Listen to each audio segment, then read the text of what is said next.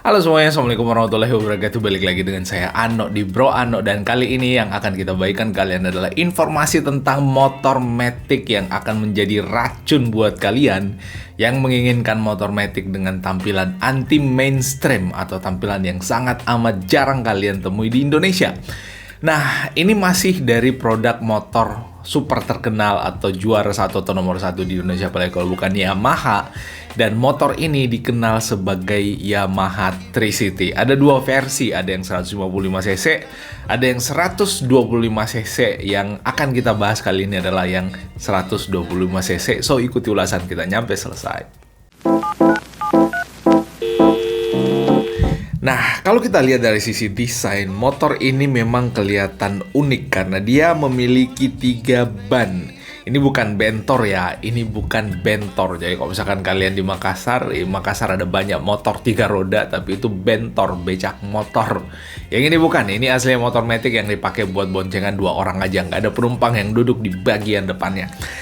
Kalau kita lihat dari sisi desain memang agak unik ya. Kalau kita lihat spakbornya, ukurannya raksasa banget. Ini penting karena kalau nggak sebesar ini akan mudah mencipratkan kotoran sampai ke bagian samping. Dan itu tentu menjadi hal yang negatif menurut saya kalau misalkan si bannya ini nggak ke cover sama bagian bodi samping.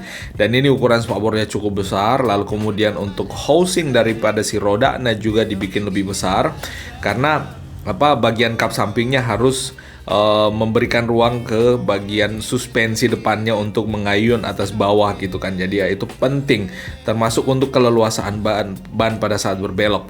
Lalu kemudian kalau kita lihat di bagian atas itu lampu seinnya posisinya ada di bagian sini. Ada notifikasi. Lampu seinnya posisinya ada di bagian sini. Lalu kemudian ada logo Yamaha. Lampu utamanya bagian depan. Ada windshield juga di bagian depan yang ukurannya cukup kecil. Nggak yang begitu besar. Nah, spionnya ada 2 pastinya. Lalu kemudian kita ke bagian tapakan kaki atau pijakannya atau footstepnya. Dari bagian sini sama kayak motor matic lainnya ya. Motor ini kalau kita lihat sekilas kalau dia nggak 3 roda, dia mirip-mirip sama Yamaha Lexi ya. Kita tahu Yamaha Lexi juga dalam motor maticnya Yamaha yang menggunakan mesin 125cc yang itu diklaim atau orang-orang banyak bilang sebagai versi ceweknya NMAX ya. Banyak yang ngomong kayak gitu. Menurut kalian gimana? Tuliskan di kolom komentar di bawah. Balik lagi ke motor ini. Nah, kalau kita lihat mesinnya sama seperti yang saya bilang tadi, ini mirip Lexi. Lalu kemudian ke belakang sedikit, siluet dari samping untuk bagian kap belakangnya ini mirip-mirip Honda PCX malah. Ya, mirip-mirip Honda. Apakah ini kawinan antara Yamaha dan Honda? Ya, saya nggak tahu. Satu hal yang menjadi lebih nyaman juga pastinya di motor ini adalah karena dia menggunakan tapakan jok yang lebar. Jadi pastinya akan sangat nyaman untuk kita duduk di situ. Untuk perjalanan jauh juga pastinya akan sangat nyaman. Lalu kemudian ini ada yang warna lain, yang warna semacam kayak warna-warna mocha ya, atau warna apa sih menurut kalian yang lebih tahu, tuliskan di kolom komentar ya, ada di bawah. Dan untuk knalpotnya posisinya ada di bagian sebelah kanan. Dan kalau kita lihat di bagian bawah sini semacam radiator juga. Lalu kemudian ada footstep. Dan motor ini menggunakan 2 shock breaker, harusnya kiri kanan. Dia nggak yang monoshock, dia yang 2 shock breaker. Itu akan membuat rigiditas pernya dan kestabilannya menjadi lebih maksimal pada saat dikendarai. Ada semacam kayak lubang-lubangan di sini, tapi itu fake ya. Kita nggak ngelihat ada lubangan yang tembus masuk ke dalam. Dan lampunya ukurannya besar. Nah, lampunya ini kalau kita lihat ya, dia itu mirip-mirip kayak lampunya Suzuki ya. Jadi apakah ini perpaduan antara Yamaha, Honda dengan Suzuki? Ya, saya juga nggak tahu. Karena Suzuki itu terkenal dengan lampu yang ukurannya cukup besar ya. Lampunya rada ke Suzuki Hondaan gitu. Yamaha kan biasanya dikenal dengan lampu yang rada sipit-sipit, kayak yang ada di Yamaha T-Max, Yamaha X-Max, atau Yamaha N-Max. Bahkan lampunya nggak yang belok kayak gini, yang ukurannya cukup besar. Nah, ini untuk yang warna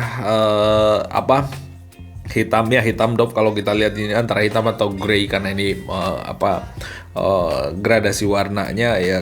Kalau kita lihat di bagian depannya sih rada-rada bagian samping sih rada-rada grey, bagian depannya rada-rada hitam. Nah, ini lalu kemudian kalau kita lihat di bagian samping bodinya, di bagian sini ya kelihatan di sini ada tulisan Tricity. Nah, kalau kita lihat versi dekatnya maka tulisannya seperti ini, Tricity. Nah, ini adalah salah satu motor yang belum familiar di Indonesia, tapi kalau misalkan dimasukkan di Indonesia dengan sesegera mungkin juga tentunya akan menarik perhatian untuk market Indonesia, apalagi kalau misalkan dipasarkan di harga yang bersaing dengan harga-harga dengan motor-motor yang ya sekelas atau satu level sama motor ini. Nah, kalau kita lihat posisi duduknya harusnya sangat amat nyaman, dan kalau kita lihat dari sudut ini mirip-mirip sama apa ya? Ya masih mirip-mirip sama Suzuki ya, dengan lampu belok yang ada di bagian bawah sini ya. Aduh, kurang lebih kayak gitu. Mirip-mirip ya, lampu belok, lalu kemudian ada pegangan di sini pada saat ingin diparkir, lalu kemudian standar 2-nya istilahnya apa sih bahasa lainnya. Penopangnya itu ingin dinaikkan, dan di sini modelnya flat untuk bagian ininya. Enak sih sebenarnya kalau kita lihat, harusnya bisa buat dudukan box ya kalau kita mau pasangin box di situ. Lalu kemudian di sini kelihatan ada tempat penyimpanan barang juga, ada gantungan barangnya di sini, dan dia pakai smart key keyless harusnya. Nah, kalau kita lihat di sini nggak ada anakan kuncinya, dia langsung puter kayak gitu, kayak yang ada di NMAX ABS yang keyless nggak salah dengan Aerox, kurang lebih kayak gitu. Dan harusnya sih menarik ya untuk motor ini dipakai riding perjalanan jauh, apalagi di bagian depannya ada dua ban. Itu pastinya harusnya meminimalisir slip di bagian depan pada saat kita cornering, dan pasti akan membuat motornya jauh lebih stabil. Jadi orang-orang kalau misalkan baru belajar bawa motor, harusnya itu nggak kesulitan untuk mengemudikan motor ini. Feel berkendaranya kita nggak tahu seberapa berat untuk bagian stangnya, karena kita tahu ada 2 roda di bagian depannya. Apakah mempengaruhi stangnya kita belum tahu, karena belum ketemu dan tes langsung unitnya. Dan di bagian bawah sebelah kanan posisinya ada knalpot. Kalau kita lihat di sini ada knalpot ya, lalu kemudian ada reflektor di bagian samping, dan ini per dan shock breakernya yang di bagian sebelah kanan, karena di bagian sebelah kiri juga ada footstep buat boncengan di bagian situ. Lalu kemudian untuk posisi duduknya ini nggak yang rata ya, dia rada-rada sporty, mirip-mirip Aerox lah ya. Kalau NMAX kan dia rada-rada rata, kalau ini nggak, dia berkontur. Jadi di bagian depannya ini untuk bagian drivernya agak ke bawah, lalu kemudian bagian boncengan atau perempuannya, atau boncengan ya, bukan perempuan, nggak selamanya perempuan yang diboncengkan. Nah itu rada tinggi di bagian belakang, itu pastinya membuat orang yang dibonceng di bagian belakang itu nggak benar-benar ketutup sama orang yang bonceng, karena masih bisa ngelihat ke bagian atas. Nah untuk bagian bawah di sini posisi mesinnya itu mirip banget kalau kita lihat dengan mesinnya Lexi. Jadi ya nggak tahu ini memang pakai basis mesin Lexi apa enggak, kita nggak tahu. Yang jelasnya mesinnya tuh mirip Lexi, dan harusnya ini sangat irit.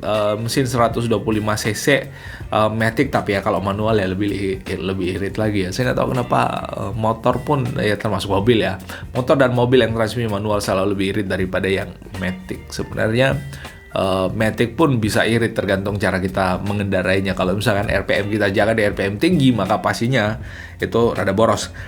Nah ini untuk kuncinya dia pakai smart key keyless, dan ada tombol di sini untuk membuka bagasinya. Lalu kemudian tempat penyimpanan di bagian bawah sini yang tadi tunjukin itu ada pintunya juga, dan ada tempat buat ngegantung bakso. Kalau misalkan bakso atau gorengan, kalau misalkan kita lagi keluar untuk beli bakso atau gorengan, itu langsung digantung di situ. Speedometernya udah pakai LCD digital ya. Ya harusnya lebih modern. Ada indikator bahan bakar, lalu kemudian ada oil trip, ada jam, lalu kemudian ada suhu udara, ada jarak tempuh, dan ada kecepatan ya di sini. Informasi kecepatan. Nah, lalu kemudian ada informasi-informasi lainnya, pasti lampu sen dan lainnya yang muat di dalam sini. Tapi ini tampilannya lumayan menarik ya kalau kita lihat, nggak yang old school banget, tapi nggak juga yang terlalu modern, karena kalau kita lihat frame-nya juga ukurannya sangat besar. Nah untuk bagian sampingnya seperti yang saya tunjukin tadi di bagian sini, tapi kelihatan kayak lubangan asli ya, kayak jaring ini. Waduh, kemana ya alur lubangannya itu? Apakah ke bagian penumpang atau bagian driver untuk pendinginan bagian paha dalam atau gimana ya, nggak tahu. Lampu sennya kalau kita lihat di sini, dan dia menggunakan teknologi Blue Core, teknologi andalannya Yamaha untuk motor yang disinyalir menurut mereka lebih hemat bahan bakar ya, seperti itulah. Nah untuk bagian spakbornya bagian depan nih kita lihat ya. ada 2 ya, sebelah kiri dan kanan. Spakbornya ukurannya besar, dan ini besar banget menurut saya. Malah kalau kita lihat ya pastinya akan lebih unik dilihat kalau di jalanan dengan spakbor yang sebesar ini. Dan ini adalah posisi ridingnya. Nah kalau kita lihat posisi yang dibonceng di bagian belakang itu bisa ngelihat dengan bebas ke bagian depan, lalu kemudian bisa pegangan di bagian sini. Cuman biasanya kalau kita ngebonceng orang lalu kemudian dia pegangan di bagian sini, motor susah untuk stabil. Karena biasanya megangnya pakai otot kayak gitu. Jadi ya seolah-olah ikut mengemudikan motornya atau mengarahkan motornya. Itu kadang-kadang mengganggu kita pada saat kita ngebonceng orang dengan cara yang kayak gitu. Nah ini pada saat rada-rada cornering, 2 tapakan ban ini harusnya membantu untuk membuat traksi atau grip ban itu benar-benar maksimal sehingga gak gampang slip untuk bagian depannya, dan kita pun berkendara feel-nya pastinya lebih aman. Nah, kalau dibandingkan dengan Yamaha Lexi 125 dengan tenaganya mirip dengan Yamaha Lexi, maksudnya 125 dengan output 11,7 dk di 8000 rpm dengan torsi maksimal 11,3 Nm di rpm 7000. Jadi rpm-nya rada-rada tinggi ya. Ya, kayak gitulah. Itu yang membuat rada boros dikit. Nah, untuk harganya Yamaha 350 125cc ini dijual dengan harga 495.000 yen atau setara dengan 52,9 juta rupiah. Nah, menurut kalian kira-kira di angka 52 ya, belum bea masuknya ya, paling ya maybe di angka 60-70 jutaan kali ya kalau motor ini masuk ke Indonesia. Menurut kalian worth it untuk dibeli apa enggak? Menurut kalian ini bakal jadi impian kalian atau wishlist kalian apa enggak? Tuliskan di kolom komentar yang ada di bawah. Apapun yang ingin kalian sampaikan tentang konten ini atau tentang motornya, atau kalian punya masukan tentang apa yang kita bahas, bisa kalian tuliskan di kolom komentar yang ada di bawah. Termasuk kalian punya isu yang butuh untuk kita bahas, tuliskan juga di kolom komentar yang ada di bawah. Itu yang bisa kita share kali ini. Kalau ada yang keliru dan salah mohon dimaafkan, dan kita ketemu pada update informasi otomotif yang seru, motor atau apapun itu yang seru menarik berikutnya di Bro Ano ini, dan kita ketemu berikutnya. Assalamualaikum warahmatullahi wabarakatuh dan bye bye.